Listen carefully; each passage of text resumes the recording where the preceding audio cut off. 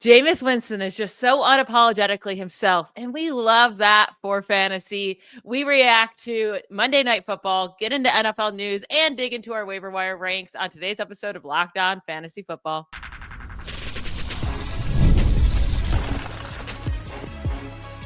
You are Locked On Fantasy, your daily NFL fantasy podcast. Part of the Locked On Podcast Network, your team every day. Welcome into the Locked On Fantasy Football Podcast. We're here for you every day, Monday through Friday, helping you win your fantasy football leagues. I am one of your co-hosts, Michelle Magdziuk, and when I'm not doing this, I'm a researcher and fantasy analyst with NFL Network. And I'm your other co-host, Vinnie Iyer. When I'm not doing this, I'm worried about NFL fantasy and betting for sportingnews.com. Today's episode is brought to you by FanDuel. You can enjoy the season with a big return on FanDuel. New customers can place a $5 bet, and you'll get started with $150 in bonus bets if you win your first $5 bet. Visit FanDuel.com to get started. We had a pretty fun Monday Night Football game because Jameis Winston is just a blast to watch, right? So Jameis Winston has the most Jameis Winston game of all time. He throws for 497 yards, 4 touchdowns, but 3 interceptions, 2 of those being a pick six. I mean, Winston, he's now put together 3 really big fantasy games out of his 5 starts. This is just Jameis Winston is clearly a viable fantasy option moving forward. Yeah, I mean, it could blow up in your face. Yeah, I mean, absolutely. It's Jameis Winston. Yeah, so just keep that in mind. And they're playing the Steelers on the road this week. So look, the Broncos defense was tough, though. It was a pass defense that we didn't mess with and really want to play our quarterbacks against. He gets Jerry Jeudy to push for a ridiculous 235 yards. This reminded me of the game last year where Joe Flacco and Amari Cooper went nuts in Houston. So it's a different offense, too. We know that. It's a little bit more wide open here with Ken Dorsey, and they're willing to just chuck it. And this makes you wonder, why couldn't Deshaun Watson do this? Just throw downfield and just take chances. Maybe he was playing a little bit contained. Maybe his arm wasn't as strong enough to push the ball downfield to all these guys. But, yeah, he's making it work with really below average weapons. When you look at Amari Cooper, Cedric Tillman was hurt in the game. Jerry Jeudy, Elijah Moore, David Njoku is apparently all he needs here. Njoku scores twice. He gets 17 targets. And the catches 9 of them. So all these numbers don't scream efficiency. 8 for 111 for Elijah Moore and 14. And Jerry Jeudy got those on 13 targets, caught 9 with a long touchdown. So I don't know if he's going to throw 50 plus times against the Steelers. I don't know if they'll be on the field that much against the Steelers, but you know he's going to chuck it. You know he's going to put it in the hands of the best playmaker. So again, Jameis is a wild ride. You can get on it if you want to say, look, in the end, we just care about the fantasy numbers like it was several seasons ago with Mike Evans and Chris Godwin, where he was a great fantasy quarterback, even though he threw all the interceptions. Or you say, okay, there's a little bit of risk here. He's got a very high ceiling, but if things really fall apart against a really good defense, he's in trouble. So we just don't know what you're going to get from week to week. The one thing we know we're going to get, he's going to keep throwing and relentlessly throwing a ton, and his team is going to let him do so. So yesterday I brought up how Josh Allen, that double touchdown, made me lose my matchup. Well, I thought it did because I only had the Broncos defense left and I needed 17 points. I needed 2 pick sixes, basically, to win this very important game, and I got it. So I would like to thank Jameis Winston for helping me win in fantasy just because of his pick sixes. Yeah. Thank you very much. Now, Nick Chubb, on the other hand, he gets the receiving touchdown. That saves his day. Another terrible game on the ground. 9 carries, 21 yards, 2.3 yards per carry. Jerome Ford gets a lot of touches with 9 carries for 41 yards. Listen, with Nick Chubb, if you get a touchdown, you're going to get 10 points. If you don't, you're going to get 4. That's what Nick Chubb is. Yeah, and the Browns kind of evolved into that passing team. We know that Dorsey kind of took that out of the Bills, and the Bills became a better running team. And his arriving to Cleveland said, we're going to pass if we can. And we know Nick Chubb was not available and reliable for much of the season, so they had to move on. Jerome Ford is a good receiving back, but he's not that great when you give him significant touches. So I'm not really feeling it here with either Browns back going forward. I don't think either is a must start. Maybe this week, if you're desperate, because there's 6 teams on bye, you might have to go with one of them this week. But I'm definitely not going to go there. I feel a lot more confident with Winston there to take a shot on one of those receivers to play in a given week, more especially right now. I think Judy is just rostered in a lot of leagues, and Joku is pretty much starting every week. But I would feel a lot better attaching myself to the Browns passing game right now. We'll see about Tillman if he returns there for the Steelers, than wanting to for the Steelers game, but investing in either Chubb or Ford in my starting lineups. Definitely don't want to touch them in DFS. No, and I don't want to. So on the Broncos side, Jaleel McLaughlin has 14 carries, 84 yards. Like he looked good, but also that turns into 8 fantasy points. That's it. He's not really involved as a receiver at all. He doesn't get a touchdown. Any given week, we never know who's going to get the carries, who's going to get the touchdown. I'm staying away from this Broncos backfield altogether. But Bo Nix had a disappointing game, which was upsetting. He had a nice matchup. He puts up 294 yards, but he only has 1 passing touchdown, 2 interceptions. Courtland Sutton did come through with another 100-yard game. That was nice, but no touchdowns. But overall, the Broncos offensive side, kind of disappointing to what we expected. Devon Bailey, who we thought was a good sleeper, only has 1 reception for 16 yards. It turns out Marvin Mims gets that long touchdown, 93 yards for that 93-yard touchdown, ends with 105 yards. But I'm not chasing the Marvin Mims production. It was just that 1 long touchdown. I don't think Bailey now is a guy that you can trust. He just hasn't been consistent. It's really just Courtland Sutton in this offense. And then Bo Nix is a streamer and good matchup. Yeah, and definitely can't play any of them this week because they're off. And you'll have the game where we're not sure who's going to do what coming up because the Broncos are playing the Colts. It's a key matchup in the wild card race. That's the next battle. The Colts are off. We have no idea what anyone's going to do in that game, except for maybe we go with Courtland Sutton and Jonathan Taylor. Maybe if we know what Taylor's going to do, but we really don't know anybody else who's going to get the targets, the touches. If you can play Richardson, if you can play Nick. So good luck with that one in a couple weeks. But yeah, the Broncos basically it's Sutton for sure. Everything else is a wild card because they spread the ball around. They have a defense that can score. Javonte Williams scored in this game when he'd done nothing. I'm just tired of this. Like it's just too much committee work that isn't Sutton in the wide receiver core and too much just spraying the ball matchup by matchup in the running game. This is now 3 out of 4 weeks where we've had a different quote lead back between with Javonte Williams and then Audric Estime and now Jaleel McLaughlin. I just hate it. And Sean Payton, sorry, we don't like this at all. No, no one in that backfield can be relied upon. Now, let's switch over to another backfield. We got some shocking news yesterday, late afternoon. We knew CMC, Christian McCaffrey, for the 49ers got injured, and he was likely going to miss a large chunk of time, if not the rest of the season. He gets put on IR. We knew that.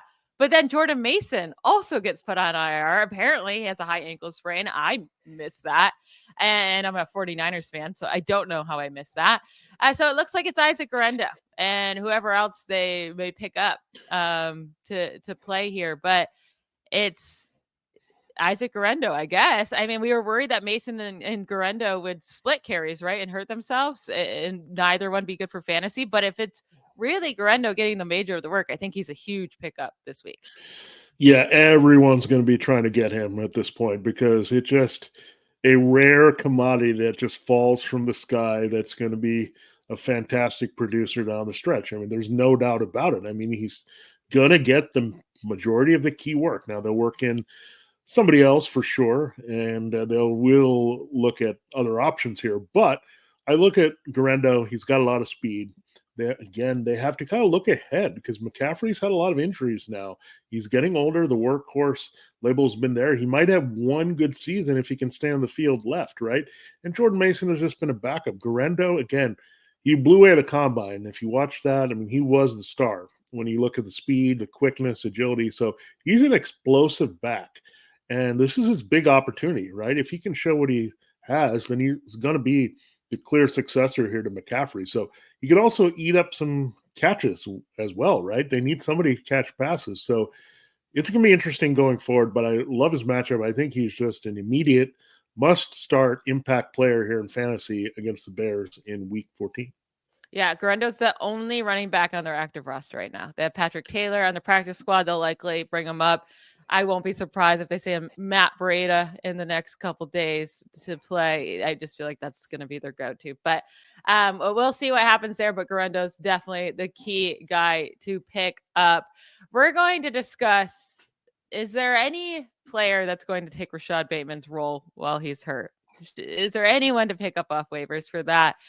We've already talked about Guerendo, but there's a lot of other pickups for the running backs, wide receivers, streamers. Good play this week at quarterback and tight end. Let's transition over to our waiver wire rankings after we take a quick break. This episode of Locked On Fantasy Football is brought to you by Prize Picks. What is Prize Picks? Prize Picks is the best place to get real money sports action. With more than 10 million members and billions of dollars in awarded winnings, Prize Picks has made daily fantasy sports accessible to all. You just pick more or less on at least 2 players for a shot to win up to 100 times your cash. Run your game all season long, only on Prize Picks. Now, we'll reveal the 6-pack picks of the week. We had some good ones last week that you can get into. There's all kinds of more or less that you can look at. You go fantasy points of a particular player. You can look at a combination of players, a combination of stats for a player. There's all kinds of ways you can get in on the action. And now you can win up to 100 times your money on Prize Picks with as little as correctly getting 4 picks there, more or less. And they invented the flex play at Prize Picks, which means you can still cash out if your lineup isn't perfect. You can double your money, even if one of your picks doesn't hit. That's always good to have that mulligan there in your lineup. And Prize Picks now offers Venmo for quick and easy deposits and withdrawals into your account. And you can handle that all sports season long, whatever sport you're into. NFL is the hot one right now. You want to get in on that action while we still have a few weeks left of the regular season. Just check it out. It's only at prizepicks.com. You just download the app today. Use the promo code LOCKEDONNFL to get $50 instantly after you play your first $5 lineup. Prize Picks, run your game. All right, let's dive into this Ravens wide receiver situation. Now, an interesting fact I learned, Michelle, and I don't think this has anything to bear on fantasy, but they're the one team that has 3 first-round wide receivers on their roster. So you had Zay Flowers, you have Rashad Bateman, and you have Nelson Aguilar. No, our Nelson Aguilar, I don't know about Deontay Johnson. Who's going to be the beneficiary here of Bateman going on the shelf here? They need somebody to step up in the receiving corps. I think I have the answer, but I want to see what you say. It'll be interesting. Like Deontay Johnson could be out there on waivers because he's been doing nothing. He didn't even get on the field this last game. Now, there's speculation that he didn't want to play, like he refused to play. Now, that's all. Those are rumors. I don't know if they're accurate. But Bateman got hurt and he still didn't get on the field. So something's going on there. Maybe he gets cut. Maybe he goes somewhere else. But now they do have a bye. Bateman's injury isn't considered long-term. Maybe he's fine. But I don't think Tylan Wallace is going to step up into his role. It's really Bateman's role has been so inconsistent anyways. Now, if it's Deontay Johnson that gets to touch it or gets the snaps, I'd be interested in there, but not any other wide receiver. And then Isaiah likely could get, an increase in targets. Yeah, I would expect them to use a lot more 12 personnel with Isaiah Likely. He did score in the garbage time drive there that made a lot of fantasy managers happy, where you had Howie Roseman was celebrating while Lamar Jackson was still compiling some major fantasy points in garbage time. So Likely did score. I could see that being a factor going forward, bigger with Mark Andrews. Andrews has played really well the past few weeks as well. So I definitely see that's going to be the pivot. Tylan Wallace, we'll see. He had that one big play a few weeks ago where he made the big run after the catch, but he's not been hurt for him since. So I think, again, look for Isaiah Likely. I mean, he's available in a lot of leagues since he's faded early in the season. And now I'll say Nick Westbrook-Akine and Marquez Valdes-Scantling are still available in many leagues. They should not be. Those are top guys to pick up, but we've been talking about them every week, so you've probably already picked them up if you listen to us. But Nick Westbrook-Akine gets the Jaguars this week. He just cannot stop scoring touchdowns, and it's very easy to score touchdowns against the Jaguars. And then MVS, just like a big play machine. He just keeps scoring those long touchdowns as well. He gets the Giants this week, so another nice matchup. Make sure to pick those 2 guys up if they're out there. Now, some other options are available. We already talked about Isaac Guerendo. He's top of that list, obviously, as well. But some other wide receiver options here. Parker Washington against the Titans this week. Trey Tucker the Raiders wide receiver against the Buccaneers. Which of those two would you rather go with if you had to play one this week? Yeah, Trey Tucker, you're basically looking for a big play. He's a speedster. Jacoby Myers and Brock Bowers could do plenty of damage, right, against the Buccaneers as the top two targets. So he's really the number 3 there, where Parker Washington has to kind of be the number 2.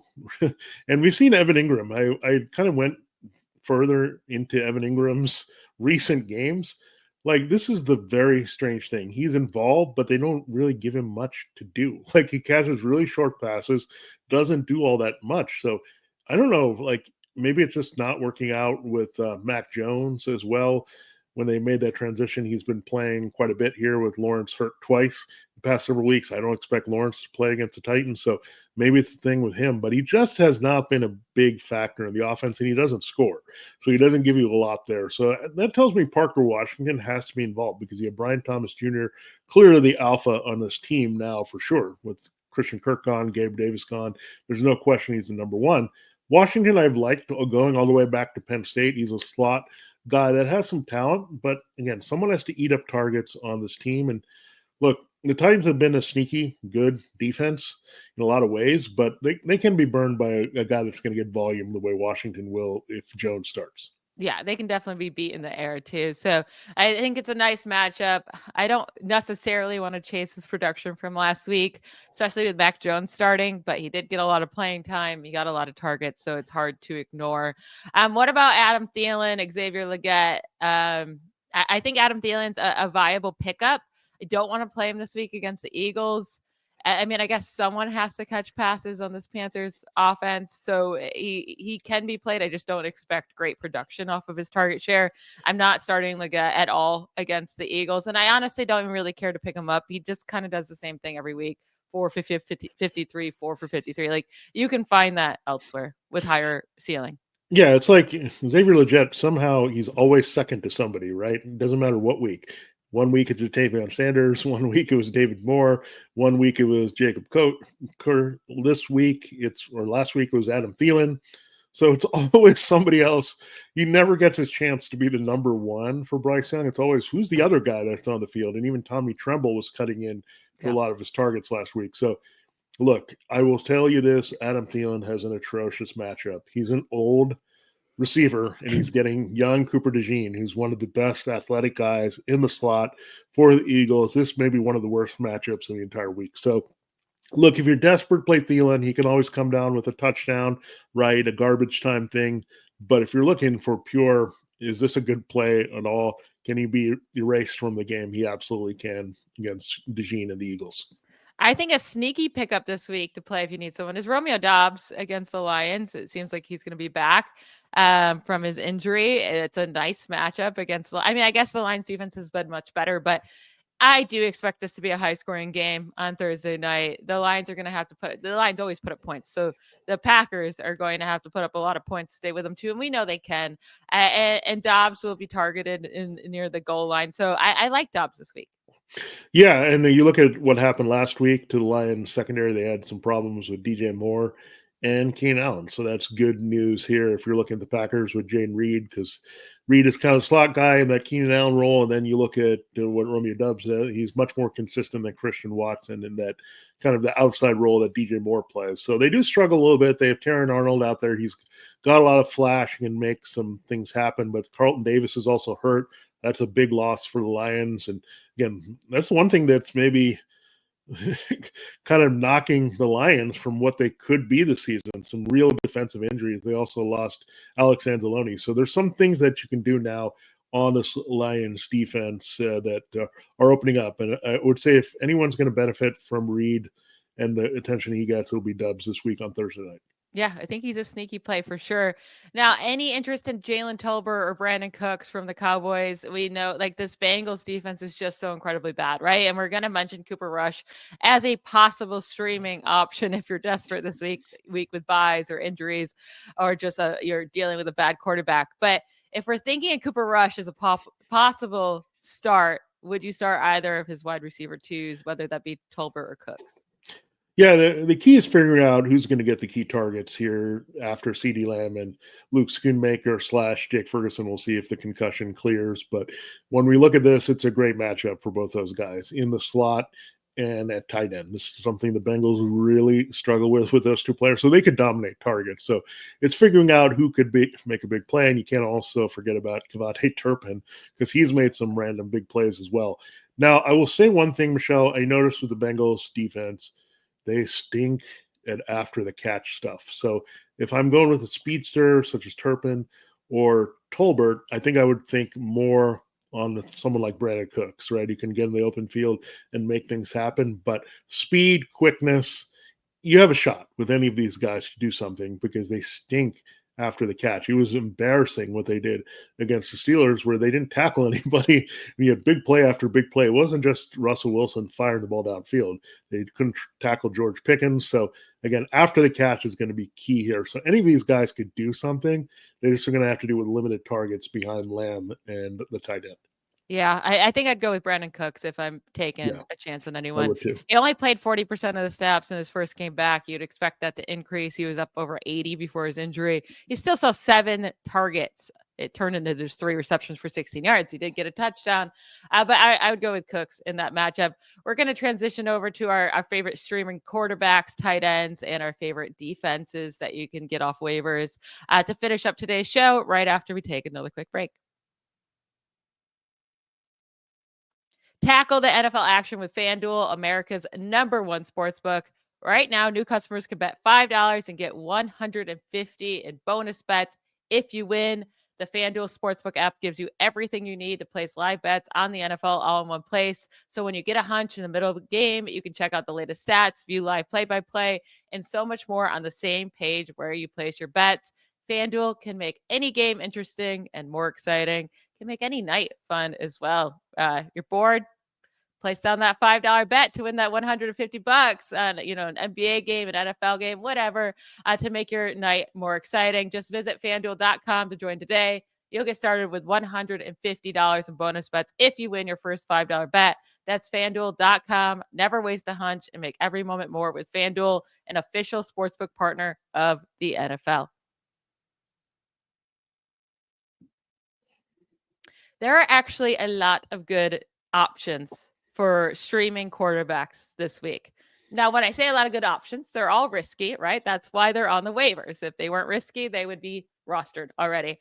But I'm going to list 6 guys for you. We'll take this, we'll break them down, but they all have relatively good matchups, or there's a reason why we like them this week. So Russell Wilson against the Browns, Will Levis at home against the Jaguars, Cooper Rush against the Bengals, Aiden O'Connell against the Buccaneers, Tua Tagovailoa back at home against the Jets, and Jameis Winston, who we just saw go off last night in Denver, but now he goes to Pittsburgh. Those are all 6 viable options. Who is your favorite out of those 6? Yeah, this is mainly, listen up. If you have Lamar Jackson or Jane Daniels, this is for you. If you have Drake May or Anthony Richardson or CJ Stroud or Bo Nix, you're okay. Probably okay. And you can probably find some other options. But this is a 1 week only play, right? If you've got Jackson or Daniels, and this is why I don't always worry about getting a backup. Just look for someone because someone like this is going to be available. So when you look at that, I think it's Russell Wilson for sure. I mean, I know what the Browns just did in the matchup in Cleveland, but it's a lot different story in Pittsburgh. Browns are just not that great overall of a pass defense. They give up a lot of big plays. We saw that as well. We saw that with Courtland Sutton stretching the field and Marvin Mims, right? They were able to do that. So Russell Wilson likes to stretch the field. I liked him in the first matchup. Throw it out because it was on the road. The Browns were motivated for some reason. It was snowy. Just get rid of all that. And this week he makes up for it. He's on a heater, and he's going to keep that up against the Browns. So I like that. I also like Will Levis, who's been a very good, viable fantasy quarterback the last several weeks. Even last week, not a lot of yardage, but he still had the multiple touchdowns. So that's decent, right? That's what you're looking for. And I think he should get multiple touchdowns. There's no reason that won't happen against the Jaguars, even though the Jaguars have had a little bit better success the last few weeks. Like they had a good game against Sam Darnold. That was a little bit fluky. So was last week against Stroud. So I think Will Levis stays hot. Those are the clear best. But Cooper Rush, you mentioned, But another guy I really like that you can have for free is Aiden O'Connell. He played really well last week. He's playing the Bucs. He's throwing the Bucs. He should compile some good stats this week. So again, I like him better than some guys that we typically look at, like Kirk Cousins. I like Aiden O'Connell better than Kirk Cousins this week. So there are some really good options between Wilson, Levis, and O'Connell. Rush, I'm not as hot on, but if those three guys are taken and you're streaming and maybe the Daniels and Jackson managers beat you to those guys, then you go in that direction. I'll say I think Tua Tagovailoa is my favorite option if he's out there available for you. At home, his last 2 home games, he has 7 touchdowns, 0 interceptions during that span. 23 points in week 11, 28 points in week 12. The Jets defense is not nearly as scary as they used to be. Like, I'm not really worried about the matchup. So I think Tua would actually be my first choice if he's out there. And also he's a guy that when he's home, you can play him, right? So if you've been relying on Brock Purdy and now all of a sudden his shoulder's hurt and this team's a mess and they don't have Christian McCaffrey, like maybe you transition to that. Or if you just need that 1 week play with a guy in bye, you can transition to Tua as well. I do think Russ is viable, but anytime in those divisional games, you never know what you're going to get. So I'm a little bit worried about that. Will Levis would be my second favorite against the Jags. I know you mentioned like Stroud didn't do much in his matchup, but they have been letting everyone else eat them apart. And Will Levis is at home in this matchup, and he's been consistently okay, right? It's not like these huge games, but he has consistently put up 16 or more points. I think he's very safe this week. And that's a weird thing to say about Will Levis, but I do think he's safe. So I'd go with Tua or Will Levis out of this group. And then Russ would be my third option. Yeah, I like that as well. I can see that perspective. I think I'm just looking at potential for shootout. I'm hoping Aiden O'Connell has to throw a ton with Baker Mayfield. Jameis Winston would obviously become more viable if Wilson has a big game because he's going to have some garbage points as well. And you look at Tua, my only concern there is Aaron Rodgers. On the other side, will it be all that competitive? Will the Dolphins kind of pound them a little bit? Will it be limited volume if Devon Achane goes off? So that's my only concern there because the Jets stink. Also on offense now. So if they stink on offense and defense, I don't know how much Tua will be throwing, but I like the potential again. You have O'Connell throwing against Mayfield. You have Cooper Rush throwing to probably catch up with Joe Burrow. So those are good options where you know the volume is going to be there with those quarterbacks. So it's a tricky thing, right? Tua could also have 195 and 3, and you can look at that and just be super efficient, right? And then these guys could go 350 and 1 with like 2 interceptions. So there's always that. So you can look at the yardage, you can look at the touchdowns, however you arrive at, you're just looking for the points. Yep. And now there's some options on the waivers for tight end. You got Pat Freiermuth might still be out there. No, he had a bigger week this last week. That was in a great matchup against the Bengals. I wouldn't expect him to, continue putting up that type of performance. But he gets the Browns this week. He had a solid game against the Browns a couple weeks ago. You got Will Disley against the Chiefs. Great matchup. He did absolutely nothing this last week, but Ladd McConkey's dealing with a knee injury. We'll see if he plays, but that could lead to more targets for Disley. And it's just that you could just eat up the Chiefs with your tight end. Or Chig Okonkwo against the Jaguars. Again, I like Will Disley, but I also like Nick Westbrook-Akine and Calvin Ridley. So it's not like I'm like dying to get Chig out there. He got 6 targets last week. He had that 70-yard receiving touchdown the week prior. It's a really low-end risky play for me with Chig. So I'd go with Freiermuth or Will Disley if they're out there. Yeah, Freiermuth is coming on again. We loved him last week. He came through big time with the touchdown and a lot of plays there for Russell Wilson. So there is that. I mean, you look at the matchup, it's not too bad against the Broncos or against the Browns, I should say. So you can kind of attack that a little bit this week. But I do like Will Disley. I'm right there with you. I don't like the early talk about Ladd McConkey based on they're talking about they want to see how the knee progresses. When you ever hear that early in the week, it means they already have an air of uncertainty and they need to see a burden of proof to get him on the field. And he's a slot guy. Chiefs are terrible against the tight end. We know that. They get crushed every week. Brock Bowers did it last week. Every tight end does it against the Chiefs. They're just not good at covering that position, in particular because their corners are also good. And even if McConkey plays, he might see some Trent McDuffie, and that would be tough for a rookie for sure. So I do like Disley, period, because that's just, again, that tight end number just does not lie. When you get deep into the season, team stinks against the tight end. They keep stinking against the tight ends. One of two reasons: they were not good to cover that in the first place, or they're so good at covering wide receivers that's where you throw in. Either way, the Chiefs are a great matchup. And if anyone dropped Jake Ferguson, well, he's had his concussion in your league. And if he comes back, play him in this Bengals game. If he's not there, then maybe Luke Schoonmaker is still out there. And obviously, those would be top options because the tight ends kill the Bengals. Moving on to defenses. Is there any defense that's particularly standing out to you? Miami's probably picked up at this point. They've been pretty solid, but they get a nice matchup against the Jets. Would you go with like the Titans against the Jaguars with Mac Jones, or, the Saints maybe against whatever quarterback is going to be for the Giants? Yeah, I mean, I actually like the Giants against the Saints this week. I'll tell you this, because I think it's a interesting matchup. I do think the Giants are a bit undervalued in that game in general. They're at home. The elements will be out there. They have a good pass rush. So I think the Giants can make something happen. They need to do something because their energy's out. So again, the Giants are a very bottom feeder pick there that is available in a lot of leagues. Again, there's not a lot of great streaming options because we have 6 teams off. I would also look at the Bills. They surprisingly were dropped a lot ahead of that 49ers matchup. So they actually might be available. A team that's forced a turnover in every game is somehow sitting out there in some leagues, the Bills, because I think a lot of people just don't wanted to have their team when they're facing the Lions and all these higher powered offenses down the stretch. So the Bills might be out there. Just look, again, streaming defenses are weird. As Michelle said earlier in the show, she played the Broncos. They gave up a ton of yards to Jameis Winston and still had 2 touchdowns. I mean, look at the Steelers-Bengals game. Ton of points, but both defenses scored touchdowns. So it's weird. Just play the defense where you think has a chance of making 1 or 2 big plays that can change the game. Yeah, and the Steelers defense may have been another one of those defenses that were dropped because they had to play at Cincinnati, a huge, great offense. So maybe they dropped them. They get to play Jameis Winston this week. So, you could get a couple pick sixes again. Maybe he's not, he does love to throw those. So there's options out there. It's not the best week for streaming options.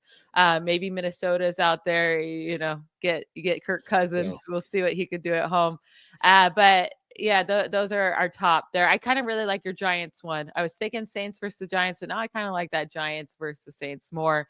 That is it for today's episode. I want to thank you all for making Locked On Fantasy your first listen every day. Everydayers, hit that subscribe button, please, on YouTube. Give us that like on whatever app you're listening to. That helps us so much. Be with you every day, Monday through Friday.